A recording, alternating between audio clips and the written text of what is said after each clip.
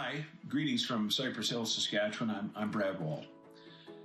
You know, I hope it's not lost on us that the precious few examples of action, positive action from the Liberal government are the result of them copying ideas from Pierre Poilievre and the Conservative Party.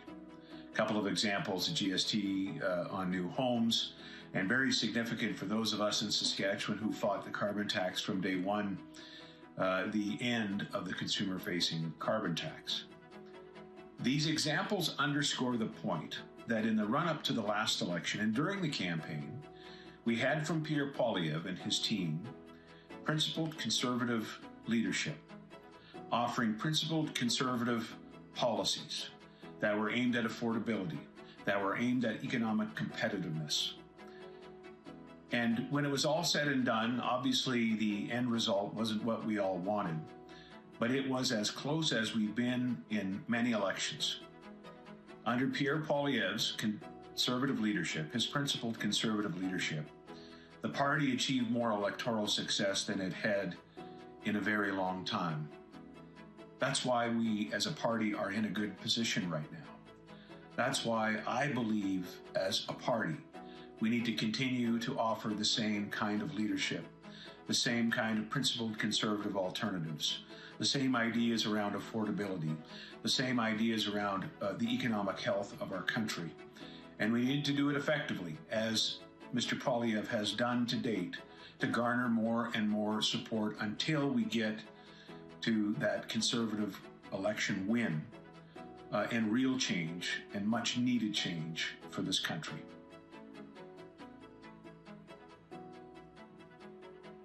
Hello, fellow Conservatives. We are at a very important moment in our party. Right now, our party needs a leader who is a true, authentic Conservative and also a masterful political operative. Somebody who can communicate clearly, think strategically, and connect with how Canadians are really feeling. We have that person in Pierre Poilievre.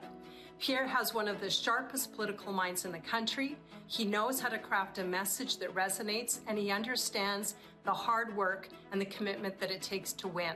He doesn't feel entitled to the job, and that's really important because we are in a tough fight and there's no magic wand. To use a hockey analogy, Pierre is our best enforcer and he's also our best goal scorer. And Pierre knows how to be which one in order to win.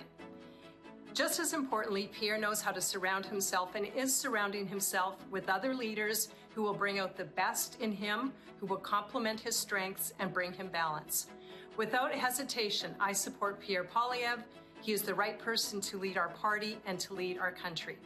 As you know, I have served each one of our leaders as both a member of Parliament and, like many of you, as a volunteer. So my opinion comes with some experience.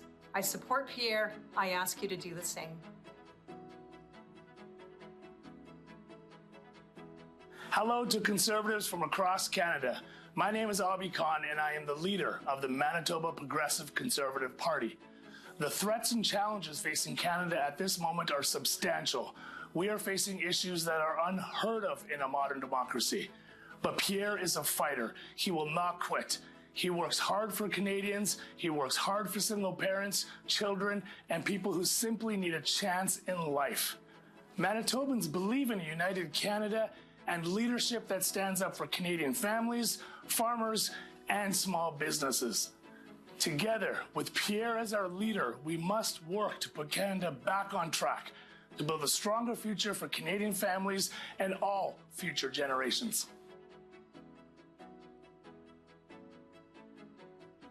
Bonjour, mes amis. I'm retired Lieutenant General Michel Maisonneuve, and I'm happy to be here with you at our Conservative Convention. Today, I'm angry, though, that Canada is still a mess after 11 years of Liberal rule, and the future is bleak.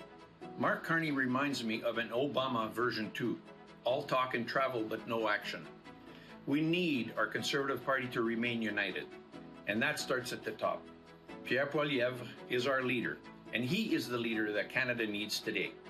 He has shown he's a warrior who will not give up, and I know he can put Canada on the right path.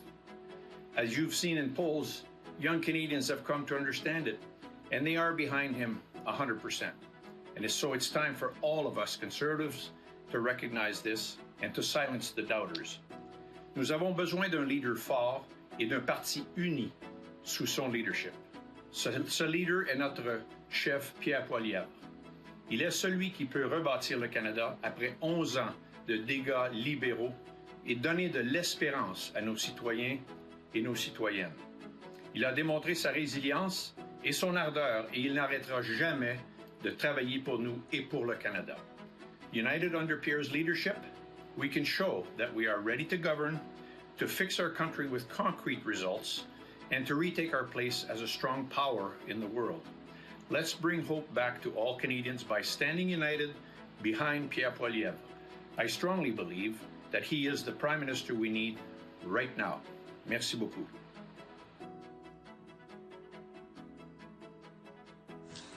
Hello, everyone. Peter MacKay here in Nova Scotia, and I'm very sorry I can't be with you in Calgary, Alberta, for the big shindig and the Conservative Convention this weekend. But I wanted to share a few words about my friend, Pierre Poilievre, the leader of our party, somebody who I've known for over 25 years. I've seen Pierre as a parliamentarian, of course, in the House of Commons. I've seen him all around the country, and over the last number of years, as our leader, I know he's been working extremely hard to make the case to Canadians. And Canada, make no mistake, is Pierre's cause. He's passionate about politics, representation, and wanting to govern in a way that will bring our country to its greatness, to its potential, to the prosperity that Canadians should enjoy.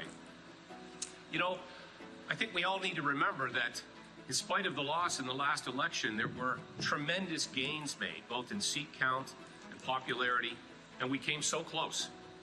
And the policies themselves could not have been wrong, because we've seen the government basically borrow every policy that has been successful.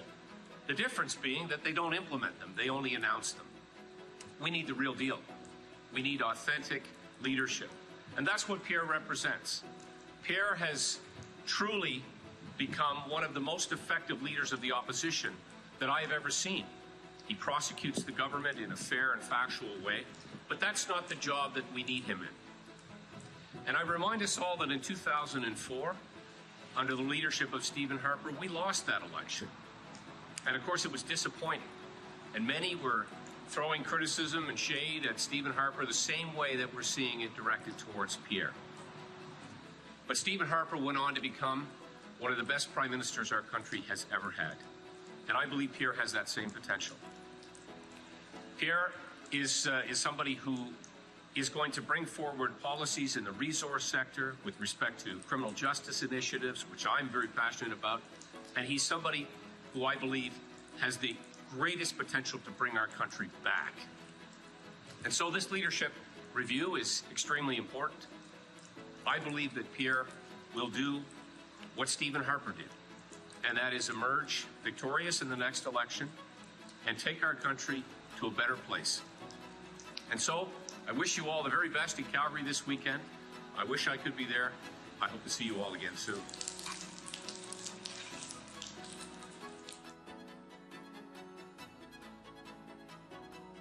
Hi everyone, I am so proud of our Conservative movement and so proud of our leader Pierre. Every day he fights for a Canada where everyone has a chance to succeed. It's time we show Canadians that we will never give up and that they can count on us. By uniting behind our leader, a fighter who takes every challenge head on, we will show Canadians that we can bring change to this great country. I want to take a moment to speak to Conservatives from across Canada. You know as well as I, being a Conservative isn't always the easy path, but it's the right one. Our principles, rooted in freedom, hard work, and personal responsibility, don't let us bend or break, chasing what's popular in the moment. They ground and anchor us to do what's right and what's true. As Conservatives, we expect our leaders to stay true to these values while acting in the best interest of all Canadians. To do so takes strong leadership. Leadership with moral clarity, with a plan to restore Canada's economic leadership, to return Canada to an international economic engine, a stalwart defender of global freedom, and a place that holds true to the promise that if you work hard, you can get ahead. And that is exactly the kind of leadership the Conservative Party of Canada has under Pierre Poilievre. Pierre is not just a friend, a father, and a proud Canadian. He is a champion of our beliefs. When the going gets tough, we've seen time and time again, Pierre Poilievre doesn't flinch. He charges forward to do what is right for Canadians. Principled leadership is a rare commodity. Pierre embodies it, and he has my full, unwavering support to continue leading the Conservative Party of Canada. I ask you to join me, and let's finish what we started.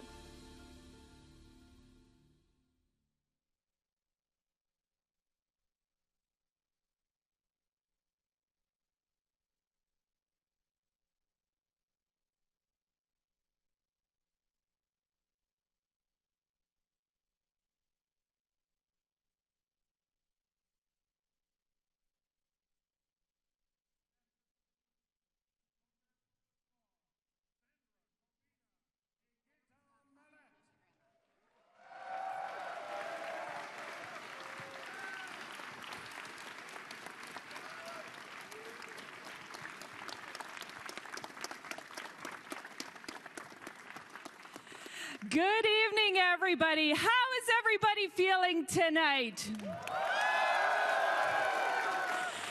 I think we can do a little bit better than that. How is everybody feeling tonight?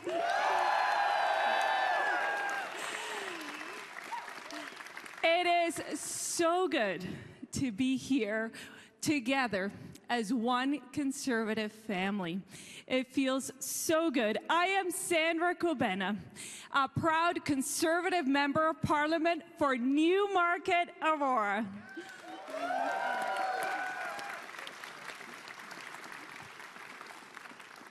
Bonsoir.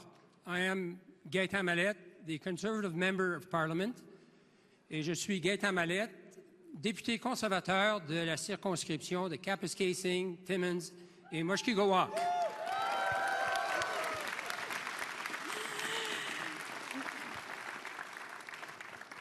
We are two new Conservative members of Parliament from distinct ridings, but both ridings represented key flips from the Liberals and the NDP to the Conservatives.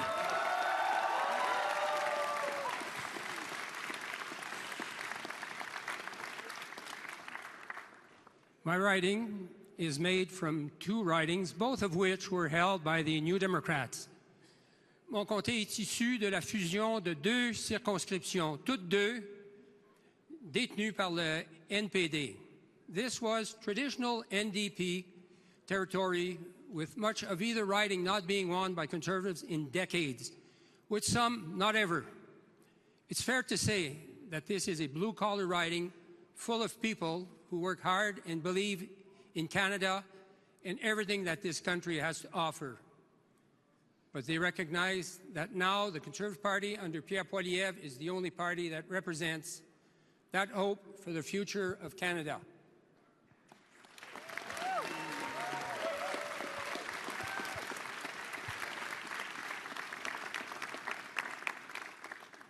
Pierre spoke to them directly. He spoke to their beliefs in hard work and in the amazing project that is this country. And they believe in him. Let me tell you a quick story. The Member of Parliament I was running to unseat was Charlie Angus of the NDP. He held an event in Kirkland Lake one evening which brought just 18 people out. The next day, we held a meet and greet with Pierre that blew the doors off the town. We were hoping for 250 people to show up. Well, we got more than 500.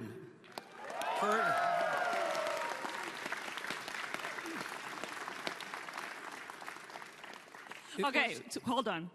That was more than 500 people in Northern Ontario. That deserves a louder applause.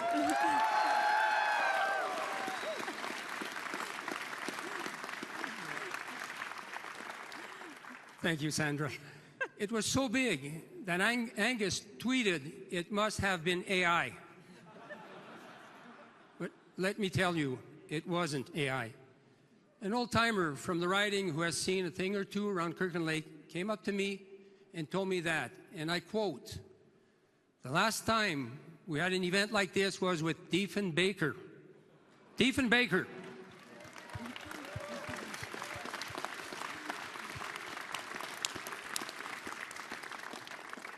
That's 65 years ago for a lot of young people here. That's more than half a century. Now, that's the excitement that Pierre has created in writings like mine. He's spoken directly to the hearts and souls of hardworking Canadians across this country who believe, and they are still standing strong with him.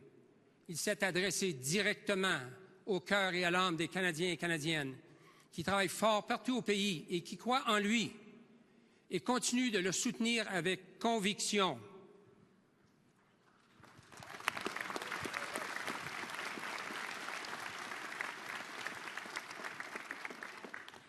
You know, I never thought that there would be a place for someone like me in politics.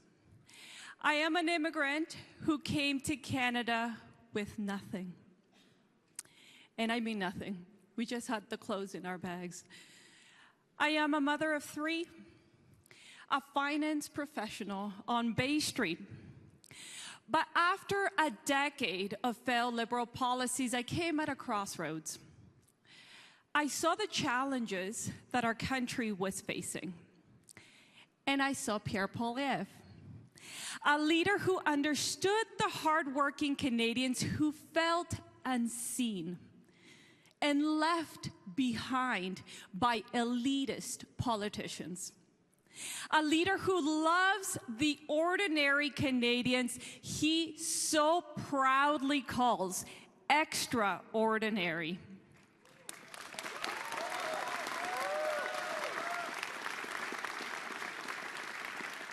I heard about he travels this country night after night and still stays until the last handshake, the last conversation. And I came to know him as someone who carries the weight of those conversations and turns them into his mission to restore the promise of Canada.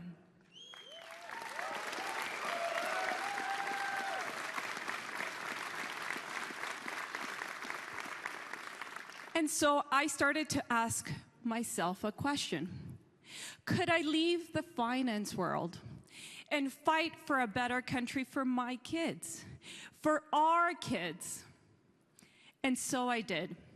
Just like more than 8 million Canadians, I joined Pierre's mission to restore the promise of Canada in my own way. In a tough Liberal-held riding, and it was a tough Liberal-held riding, our team knocked on over 100,000 doors. We visited every single home.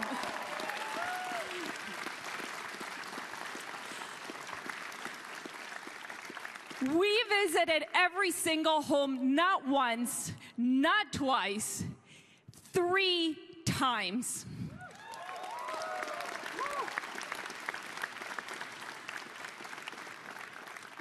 I saw his leadership up close. Pierre came to Newmarket, Aurora, and we toured businesses around the GTA. And let me tell you, when Pierre shows up, he doesn't just take a few photos and disappears. He knocks.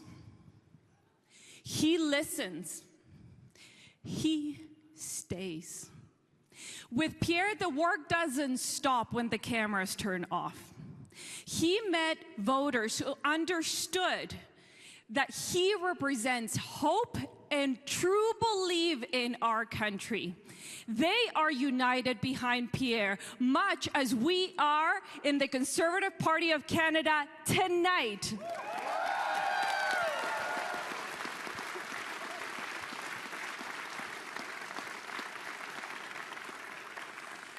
And you know what happened next in my riding? Conservatives won Newmarket, Aurora.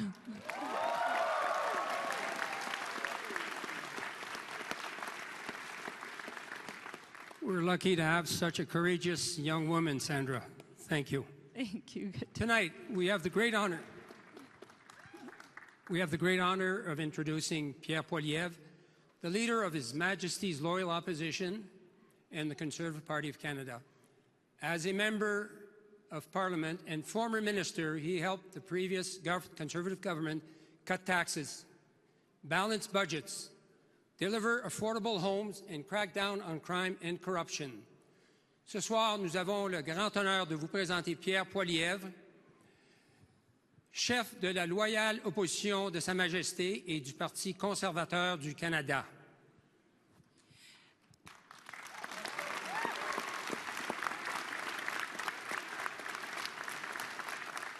Pierre has spent his career fighting for Canadians, fighting against massive money printing deficits that led to inflation and the affordability crisis, fighting for tougher laws to tackle crime, fighting to help those struggling with addiction, fighting to unlock Canadian resources.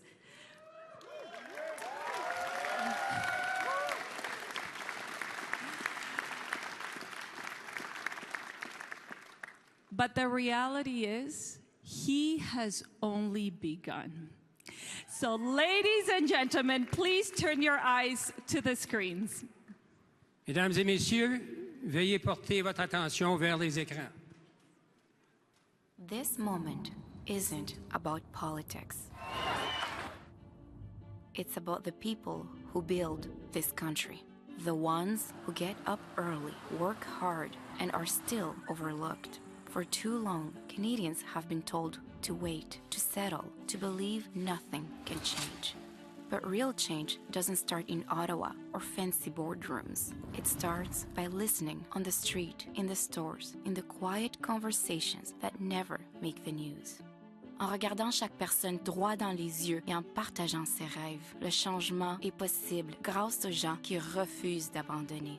We fight for Canadians who have fallen and fought their way back. People written off and left behind, not with excuses, not with empty promises, but with the hope that everyone deserves a chance at the Canadian dream. Our party fights for a generation that did everything right and still feels ignored.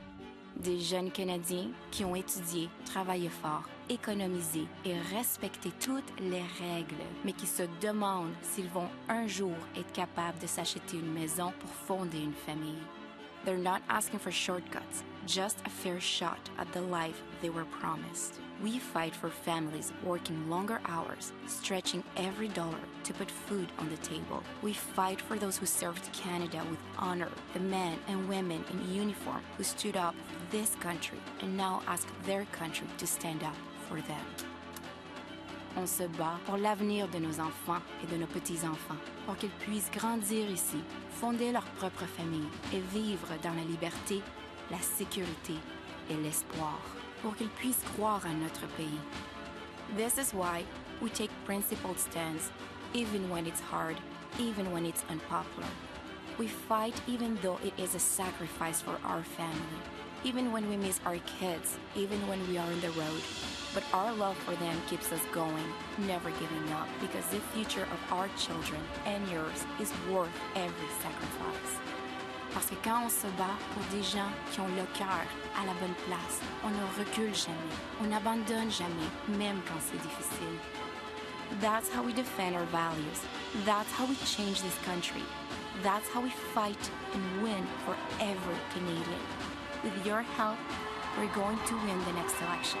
We're going to restore Canada's promise and bring hope to all of our people. Together, we will build a country that works for every Canadian.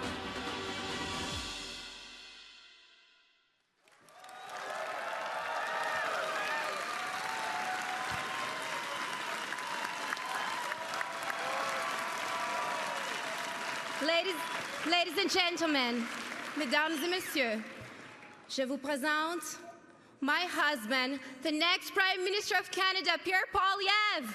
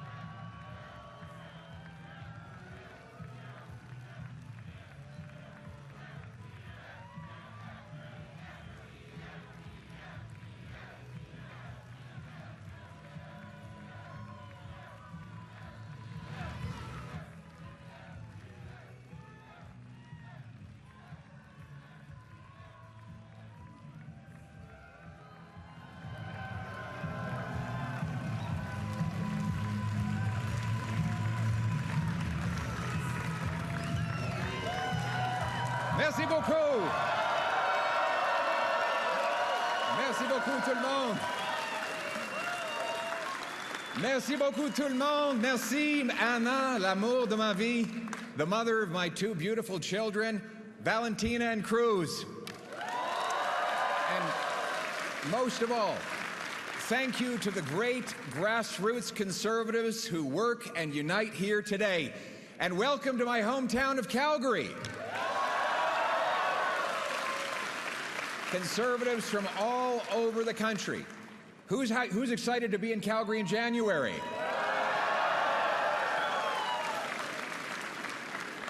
We're tough, we can take it.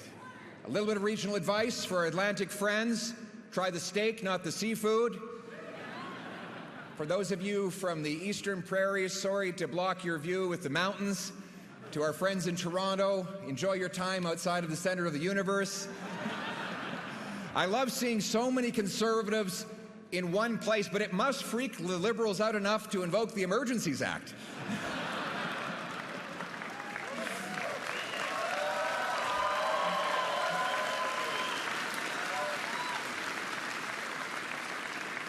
But truly, it's great to be home, in the beating heart of the West, a land filled with treasure, a land of oil and honey. The place that taught me my great values, opportunity as big as the sky, where a handshake and a word is a man's bond, and where a hard day's work is its own sermon. My parents taught me the value of $1 here in Calgary. My mother could sure stretch one. She's here over there. And she could stretch $1, that's for sure. My mother was one of those people who would literally drive clear across town to use one of those coupons to save half price on breakfast. And my dad would have me up at 5 in the morning to deliver newspapers. We weren't rich, but life was good. That was the deal. Work hard, start anywhere, get anywhere. That's what the country promised us all. A hopeful life, a safe home, a full table, a family you love, a flag that united. That's the country that we love.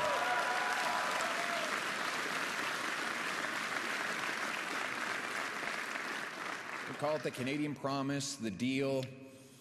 The professors might call it the social contract. And the people have kept their part of that bargain, working hard, spending less, following the rules. But unfortunately, the government has not kept its part of the bargain. Right now, as we gather, families are struggling to do the math.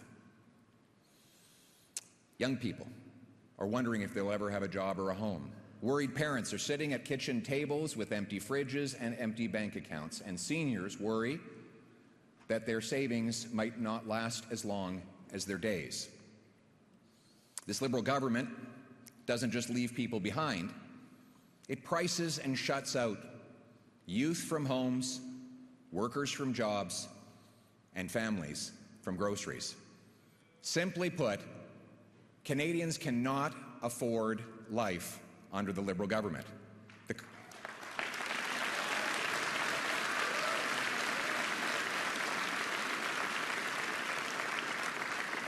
The government is literally the biggest item in a family budget today. It takes up more money than food, clothing, and shelter combined. The cost of government is driving up the cost of living. Taxes and record money-printing deficits are inflating everything. And it's no coincidence, therefore, that as the Liberal government doubled the debt, housing costs and food bank lineups doubled at the very same time. Now, they promised that all these deficits were going to lead to investments. You know, it's kind of like the old magicians who said that they could turn lead into gold.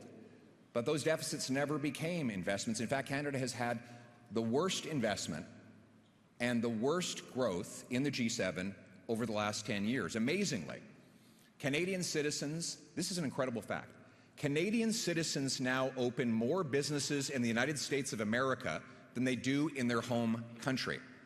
That's elbows out. And taxpayers spend more on federal debt interest than on health care. That's more money for bondholders and bankers than for nurses and doctors. Liberal laws have unleashed crime. Out of control, open borders immigration has overwhelmed health care, housing, and job markets. Cancel culture and identity politics divide Canadians. Separatist movements are reawakened. After 10 years of Liberal rule, Canada is more costly and crime-ridden, dangerous and dependent and divided than ever before. Now, Mr. Carney, he promised to change all that. But here we are a year later. You know, what's changed? Sure, the words have changed, the style has changed, but what's changed in your life, really? Well, let's go down the list. The illusion, Mr. Carney said he would spend less. He's spending $90 billion more, and he doubled the deficit that he inherited. The illusion, Mr. Carney said, a country that cannot feed itself has few options. Well, food inflation has doubled under his watch, and it's the worst in the G7. Groceries will cost the average family an almost unimaginable $17,600 this year. That's after-tax money. The illusion, build, baby, build. The reality has been block, baby, block. He hasn't got rid of a single anti-development law or bureaucracy. The No New Pipelines law, still here. And by the way, speaking of pipelines, how many of them are approved? Zero. Il y a 10 ans, avant l'arrivée des libéraux, le contrat social, le deal, c'était qu'en travaillant fort, on pouvait gagner une bonne vie, un bon salaire pour s'acheter une belle maison et fonder une famille. Mais aujourd'hui, vivre au Canada coûte plus cher et M. Carney a promis qu'il serait jugé par l'épicerie. Le résultat, le Canada a la pire inflation alimentaire parmi le G7 et la famille moyenne va devoir dépenser presque 18 000 $ pour se nourrir cette année. M. Carney a doublé le déficit qu'il a hérité pendant que vos taxes et vos impôts continuent d'augmenter. Les jeunes ne peuvent plus acheter une maison. Avec les libéraux, le Canada est devenu une nation de locataires, pas une nation de propriétaires. M. Carney a promis du changement, mais bien sûr, il a changé le ton, le style, les mots. Mais depuis qu'il est devenu Premier ministre, est-ce que les choses ont vraiment changé dans votre vie? Est-ce que ça coûte moins cher? Je sais que M. Carney aime bien faire des grands discours autour du monde lorsqu'il force les Canadiens à payer plus ici. C'est clair. M. Carney, c'est un grand parleur ailleurs, mais un petit faiseur chez nous.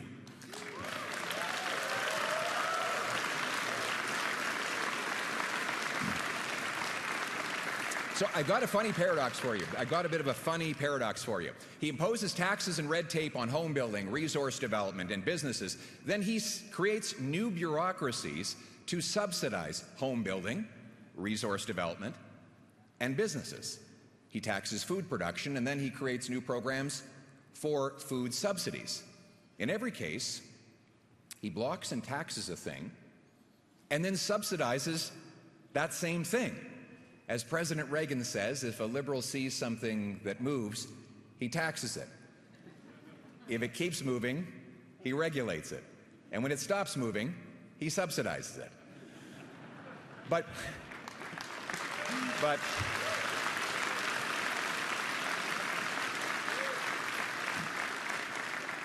why not just get out of the way and let things move? Well, because then there'd be no role for him. No photo op, no power. If everyone could just get up and do great things without him, he would be less relevant. The government would be less important. This way, you have to give him your money and then come ask for some of it back. And he can claim that he's building the thing that he's blocking. The cost of the benefit is seen in the form of his photo ops and political power, but the cost is paid by the homeowner who can't build a home, the carpenter who never gets a job building it, and the family that never gets to move in, or the entrepreneur who never launches the business, or the senior who, because of all these extra costs, has to choose between eating, and heating. These costs are so often unseen. And even more often, so too are the people paying them.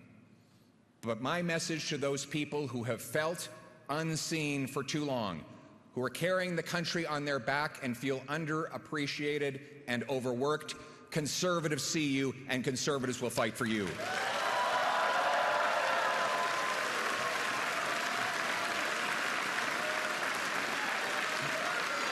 you. Thank you.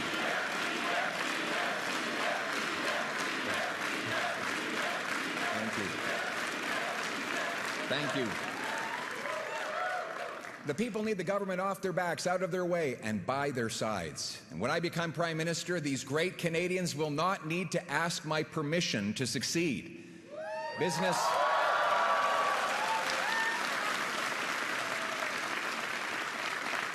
Business will get ahead by having the best product, not the best lobbyist, by pleasing customers, not pleasing politicians. I love you too. Thank you.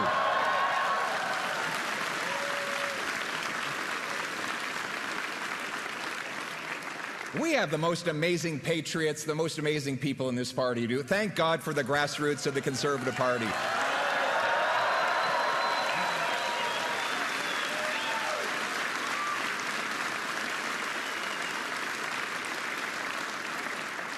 And the great people of our country are, as I go around and I meet the people of this country, and I spend half my time doing that and half my time on Parliament Hill, it's become very clear to me that the common people, not the ordinary people, the extraordinary people, they have all the wisdom and the virtue to make their own decisions and run their own lives. They don't need to be bossed around by government.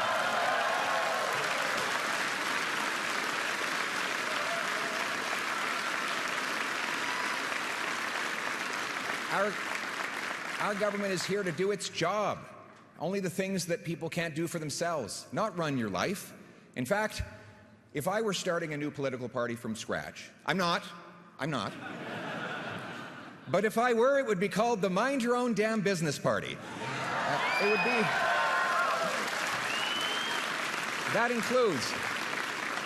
That includes respecting the constitutional jurisdiction of our provinces and getting the federal government to butt out of the affairs of Albertans and Quebecers and other Canadians, to make room, to have a smaller government that makes room for the dignity of work and the soft, strong bonds of family. It was by fighting for these principles. Thank you.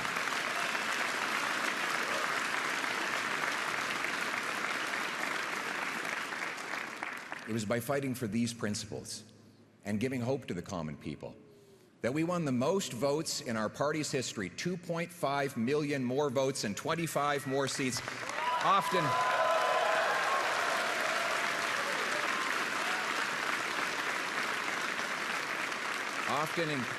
we won these votes in places that had never voted Conservative before. And now it is clear, Conservatives are the party of workers, including union workers, small business owners, and young people.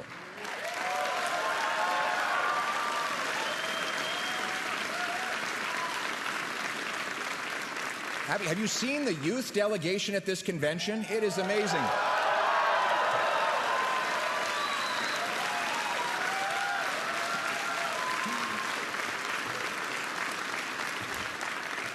In the past, when I was growing up, we would go to a Conservative convention and you'd look out at the crowd and it would be the Great White North, white hair everywhere.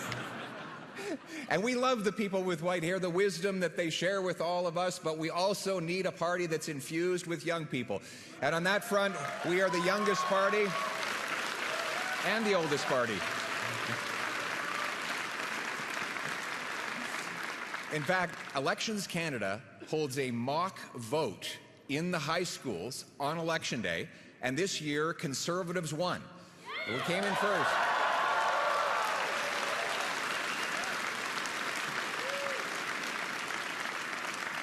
So congratulations, parents. The kids are all right. Now, and every year, 1/3 of those high school kids, roughly, becomes eligible to vote for real. So we got to make sure we get them out to vote by continuing to inspire them every day and in every way. And that means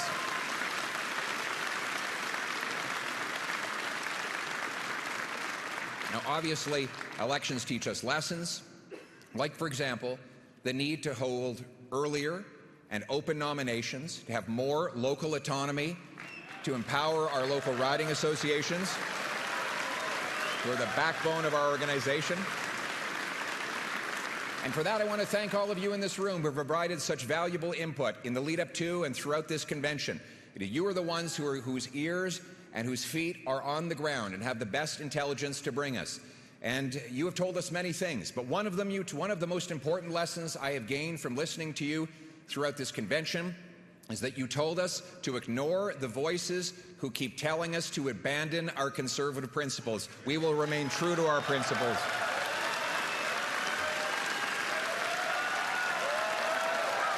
Absolutely. Thank you.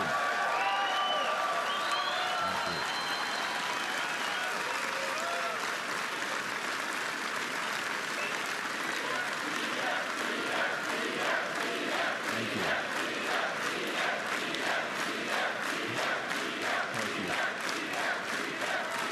Thank you.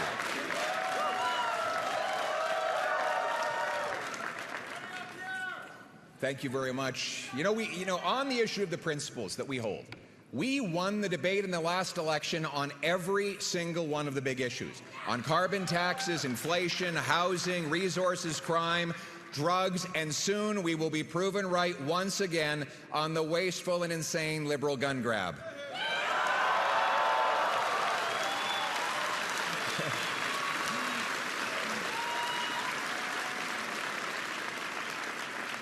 It's funny to watch the liberal rhetoric. First they said conservatives have no policies. It's just slogans. Then they said conservative policies are very scary. And then they said, we agree with all the conservative policies. The best part of being conservatives is that eventually everyone admits that we were right all along.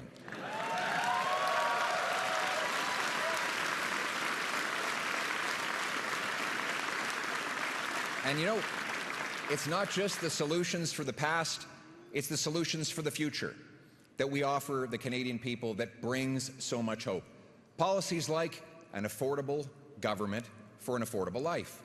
You see, stronger take-home pay requires lower taxes. A strong dollar that buys more requires we end inflationary deficits. Both require we cut spending on bureaucracy, consultants, corporate welfare, foreign aid, and handouts to phony refugees. And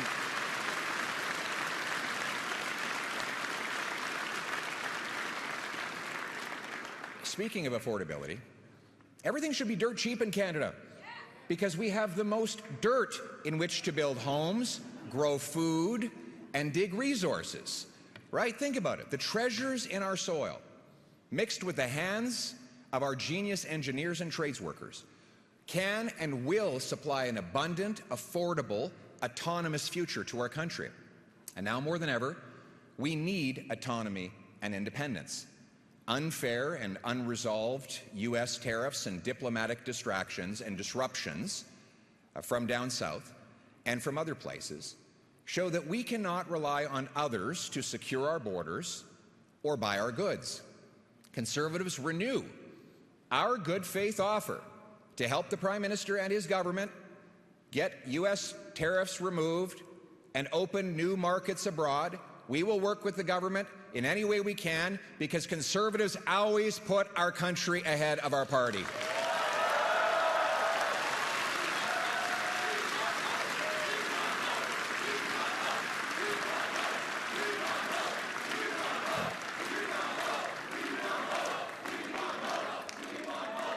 In this dangerous and uncertain world, Canadians must stand united so we can stand on our own 2 feet.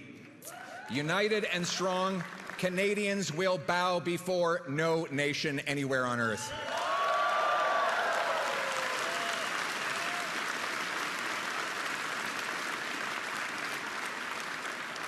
Canada must make new friends, honor our alliances, and do our part. On resources, trade, diplomacy, foreign aid, and everything else, though, it's clear we must prioritize our own national interest above all else. And here's the good news. The good news is that the same conservative policies that will make life affordable will make Canada more self-reliant. We will do it by starting with the Canadian Sovereignty Act. This is a law that will put us back in charge of our lives. It'll bring home the $500 billion of investment that has fled south by ending capital gains tax on reinvestment in Canada.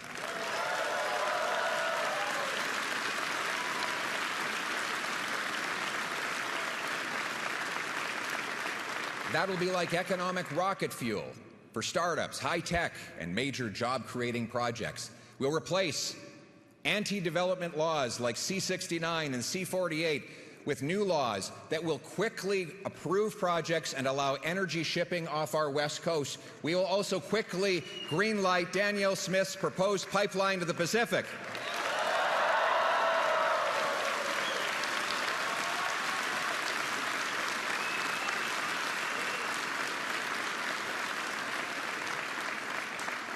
Let me just put this into context. That pipeline would move 1 million barrels a day and $30 billion a year. That would be the single biggest increase to overseas exports in Canadian history. And for context, the Liberals now say that they want this strategic partnership with China for a new world order. One pipeline to the Pacific would increase our exports more than all the products that we currently sell to China in a year.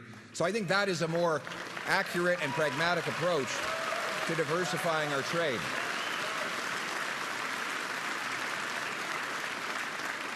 We will end the industrial carbon tax so that we can produce more steel, aluminum, and other things that it takes to grow food and build homes. And speaking of that, you want to launch or relaunch the biggest tariff-proof industry in Canada? You know what it is? Home building. No other country can tariff home building because it's built on Canadian homes, on Canadian land, with Canadian workers using Canadian lumber. It is literally the most homegrown industry we have. So why don't we dedicate ourselves to working with all levels of government to remove all the taxes and all the red tape so that we can create jobs, harvest more lumber, and build homes that our young people can afford?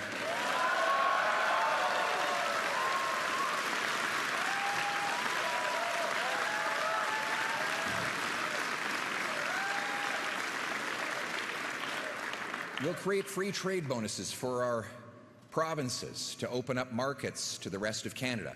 We'll bring incentives and rules to ensure that we keep our Canadian technologies in Canadian hands on Canadian soil. We'll move from the second slowest building permits in the developed world to the fastest building permits anywhere in the developed world. You know, people ask, it seems so complicated. How is it that we get things built? There's actually a very simple checklist that you need to build resource projects. 1, you need the resources. Check. 2, you need the workers. Check. We've got 100,000 unemployed construction workers available to start any day. 3rd, you need the investment.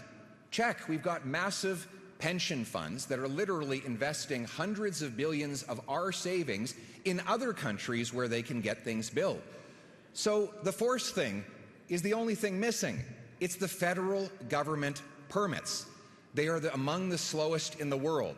We need to check mark this box so that we can get the federal government out of the way, get the permits so we can get shovels in ground, and that's what we will do.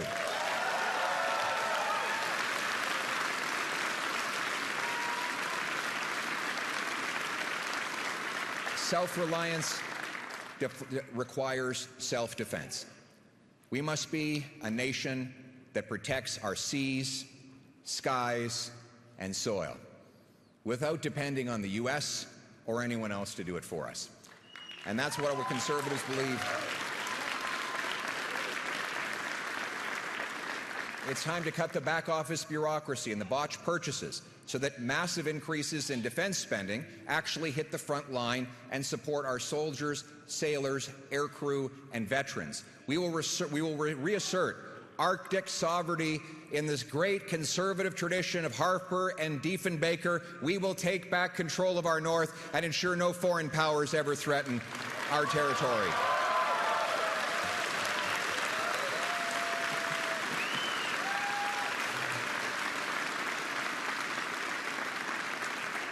New bases in Calgary. You know, we have no bases in the north right now, in the Arctic north today.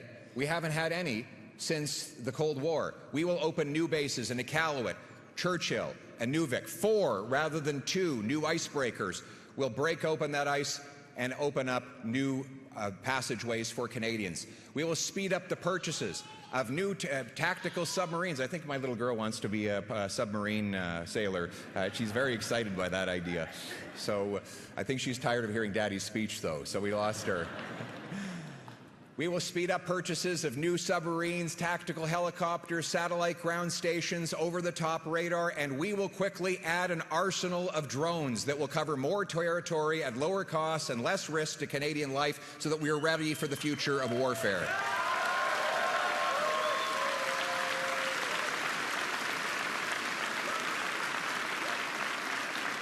And we will expand recruitment and also performance by promoting and hiring based on merit and not political correctness.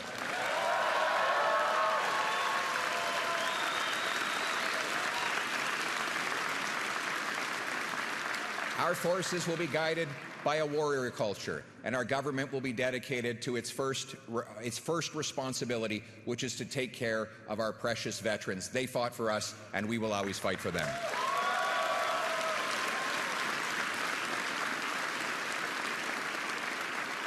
On doit diversifier nos marchés et renforcer nos alliances avec nos partenaires de l'OTAN. On doit combattre les tarifs américains et faire ce qu'on peut pour avoir une entente sans tarifs avec les États-Unis. Et oui, les conservateurs sont prêts à travailler avec M. Carney et son gouvernement pour trouver des nouveaux marchés et pour éliminer les tarifs américains. Mais on ne peut plus dépendre les autres. C'est pour ça que je propose la loi sur la souveraineté qui va nous permettre d'exploiter nos ressources naturelles, de ramener la production ici au Canada avec des emplois payants et un dollar et un pouvoir d'achat plus fort pour qu'on puisse être vraiment, véritablement et finalement maître chez nous. Thank you.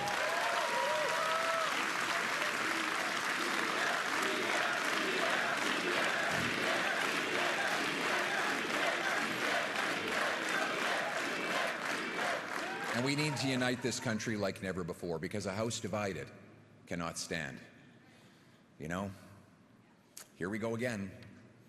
Liberals are in power, and just as night follows day, separatist movements are in resurgence back in Quebec and here in Alberta. These movements, which had been dormant or even dead when Prime Minister Harper left office. Now, we can simply attack people who feel this way, or we can ask them why. Why in Alberta and Quebec? Why, particularly among young people in those provinces, have so many lost hope in Confederation? Well, here's a few hints. For the last 10 years, Ottawa has told our young people that our history is filled with shame and horror, that we are a post-national country with no core identity, and that our youth will never own homes. But other than that, they should feel great about being united in Canada. All the while, the federal government stomps on Alberta's energy sector and Quebec's jurisdiction.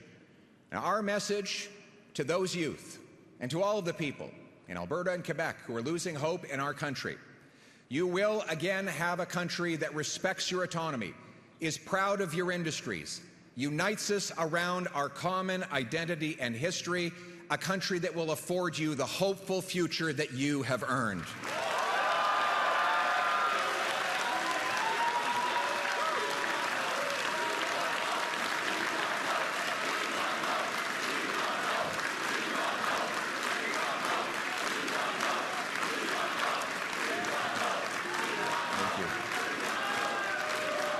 Thank you.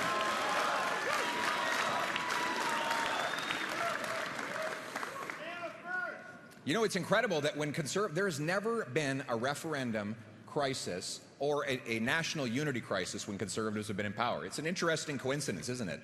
Quand les libéraux sont au pouvoir, par contre, ça profite toujours aux souverainistes qui avaient disparu pendant les années Harper. Quand les conservateurs sont au pouvoir, l'autonomie du Québec est respectée et la contribution de l'Alberta est reconnue. Et notre pays est fier, uni, abordable et rempli d'espoir. Le problème, c'est que depuis 10 ans, les libéraux ont dit effectivement deux choses aux jeunes Québécois et jeunes Albertains. Que le Canada est un État post-national, sans identité, avec une histoire supposément honteuse. Et que les jeunes, vous autres, vous n'allez jamais avoir une maison. Donc, on dit à nos jeunes, vous n'avez pas d'identité et pas de maison, mais soyons fiers d'être Canadiens. On peut imaginer pourquoi nos jeunes commencent à perdre l'espoir. Donc ce soir, j'ai un message pour des jeunes Québécois. Le nationalisme québécois fait partie du patriotisme canadien. Le Canada sera fier de son histoire et de son identité. Vous allez redevenir fiers de notre pays et le Canada va vous permettre de réaliser vos ambitions, vos rêves et votre avenir au sein d'un Canada uni.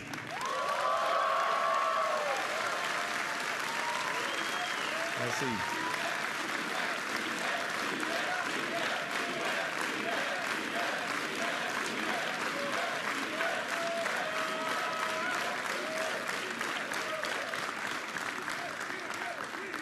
And we will celebrate. We will celebrate rather than tear down our heroes in history. Our museums and heritage programs will tell the unvarnished truth that Conservatives have known all along. This is the greatest country on earth precisely because of the goodness of those people who came here and sacrificed before us.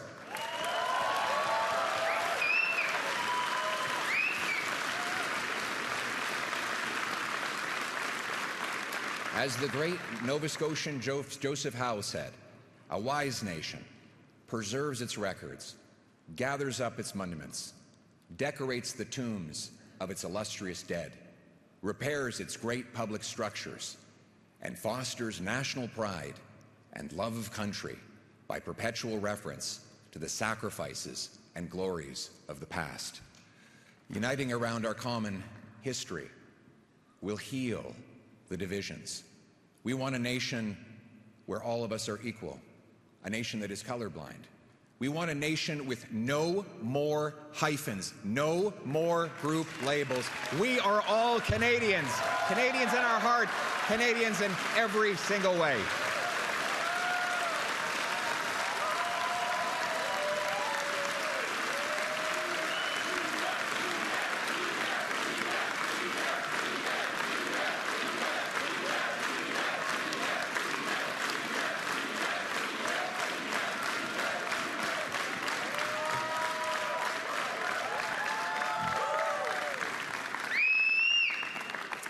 And immigration must serve our national interest as well.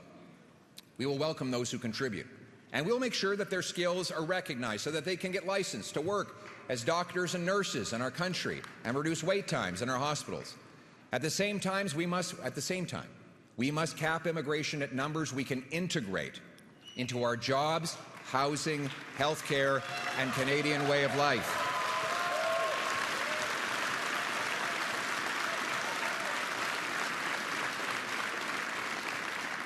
We will deport criminals, end fraud, end abuse and handouts to phony refugees. We will no longer allow foreign conflicts to spill onto our streets.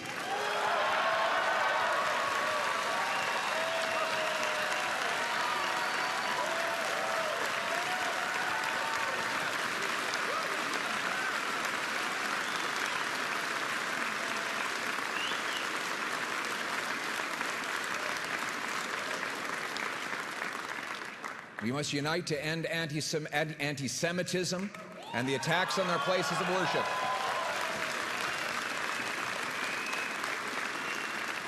And stand with our Jewish friends and neighbors who are under attack like never before. We want Jews to feel comfortable and safe. They should be able to wear the Star of David, put up the mezuzah, and wear a kippah everywhere and be proudly Jewish all around.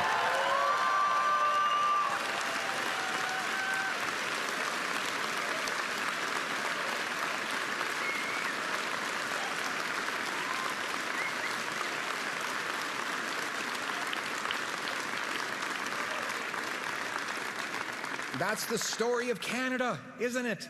It's incredible. Protestants and Catholics teared each other's eyeballs out for hundreds of years on the other side of the pond, and they came here and got along. Yes, we squabble. Yes, we get on each other's nerves, but we don't fight each other because of religious or sectoral differences. We get along with our next-door neighbors regardless of where their grandparents live. When newcomers arrive in this country, just as it has always been, we will ensure that they leave differences at the doors.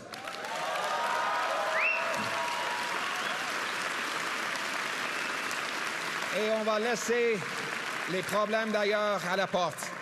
We must restore security at home. Crime has gotten so bad in this country that in Toronto, the police tell people to leave their keys at the door so that thieves can more safely steal their car in the middle of the night. In Brampton, people are literally being told that because there is an extortion wave on their particular street, they should move into their basements to minimize being hit, the chance of being hit by a stray bullet. In Canada, it's not just stats, it's human tragedies. In 2024, a violent repeat offender, released by liberal laws, murdered a wonderful piano teacher, Esty Jones. The killer should have been in jail, and Esty should still be alive today. Her niece, Esther, is here with us today. Esther, where is she?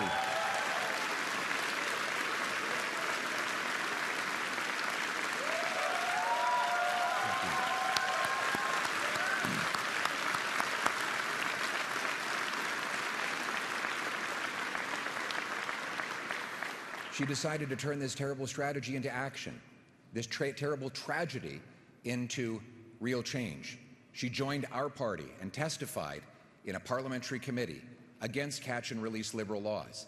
And together with her, together with you, Esther, we will work to pass laws requiring that anyone convicted of 3 serious offenses will have a minimum of 10 years in prison with no jail, parole, probation, or house arrest.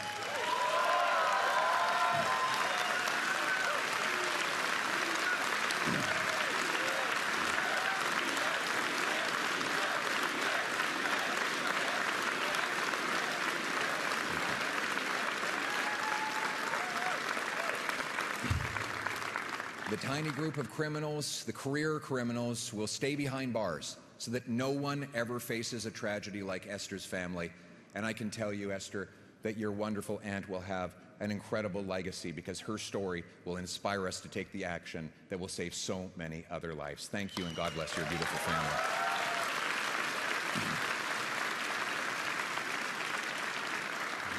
We will also protect the freedoms of law-abiding people with a new Castle law that allows you to take whatever action necessary to protect your family against home invaders.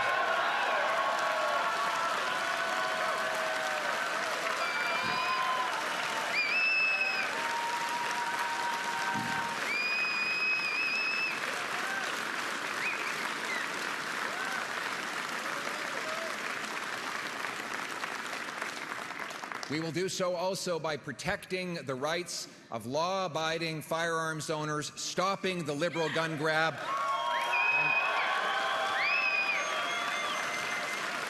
and putting the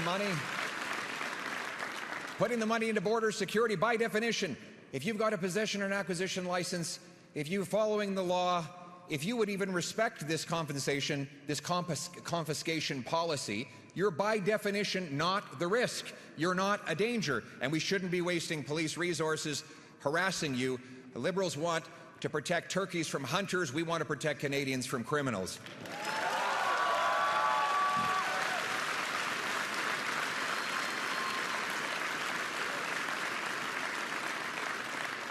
And we will protect your religious freedom. We will stop the Liberals from censoring politically incorrect Bible verses. You will have the ability to worship God in your own way.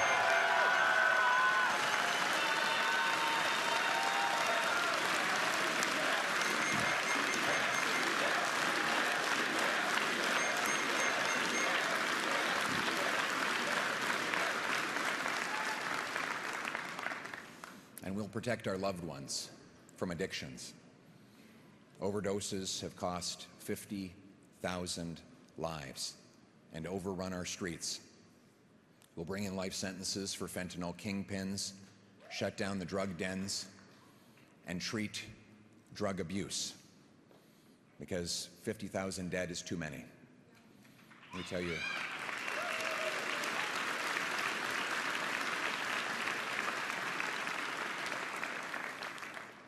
After years of intense struggle with drugs, Kirk was determined to take his life.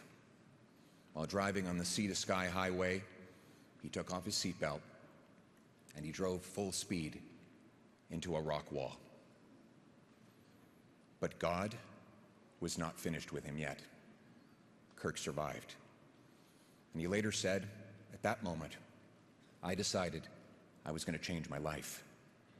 Kirk entered recovery, counseling, group therapy, exercise, and yes, faith. It was hard, but it saved his life.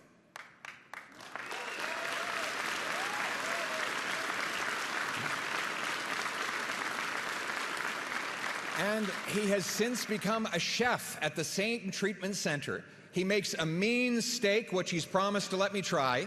He's also the CEO of Probiotic Sodas and has 6 employees.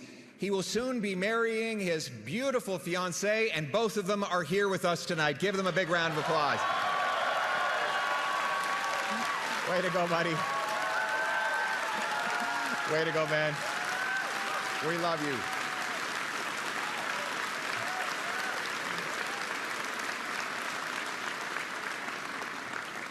You know, when I go to these treatment facilities, I love to go and meet with mostly the young men who are in those places, turning their lives around.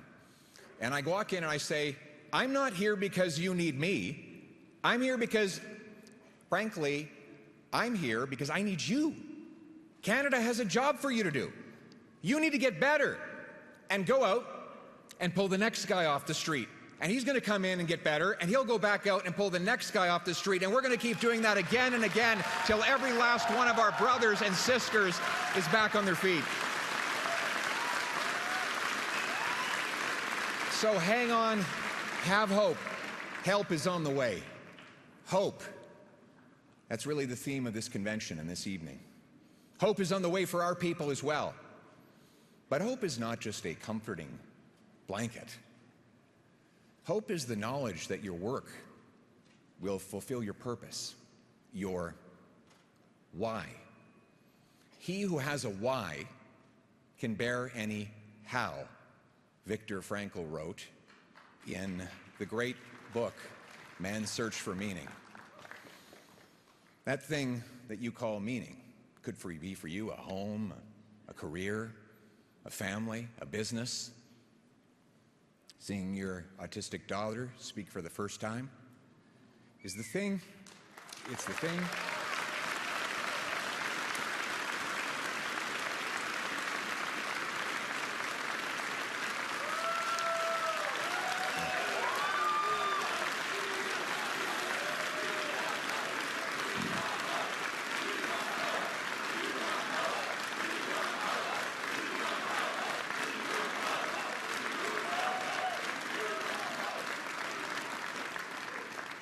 That meaning is the thing that keeps people fighting on through hardship. People ask me, why? I keep going. You know, the slings and arrows, they're the easy part. Constantly being away from family, that's the harder part. You know, my little boy, Cruz, he cut out and colored a little paper Spider-Man and gave it for me to take on the road to stop bad guys.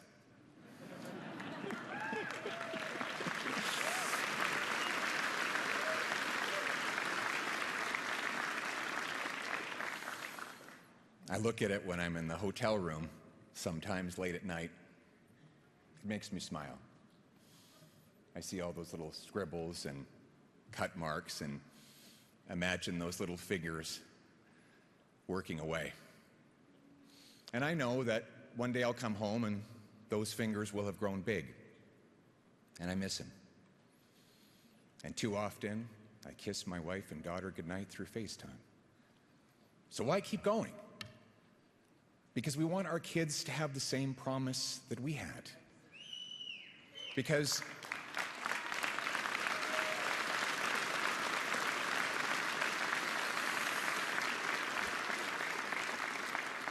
we want them to know that when you care about something, you work for it. When you believe in something, you fight for it. And most of all, when you start something, you never give up.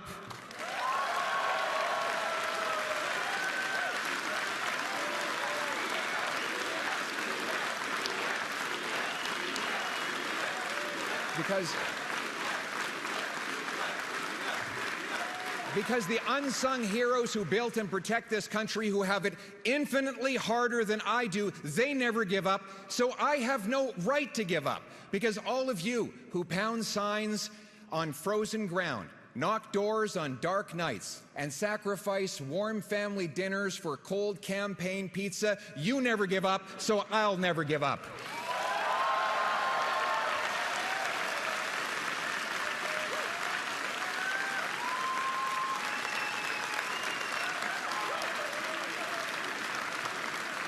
Because the young couple scrimping to start a family, and the single mother fighting each day to feed her kids, they never give up, so that we never give up. Because the Canadian Pacific Railway workers who pounded spikes into frozen ground and forged steel ribbon that united East and West, they never gave up, so we never gave up. Because the Canadian teenagers living in frozen, rat-infested trenches who had it infinitely harder than we do, they fought on, they never gave up, and they won wars so that we will never give up on our country in these times. Comme Canadiens.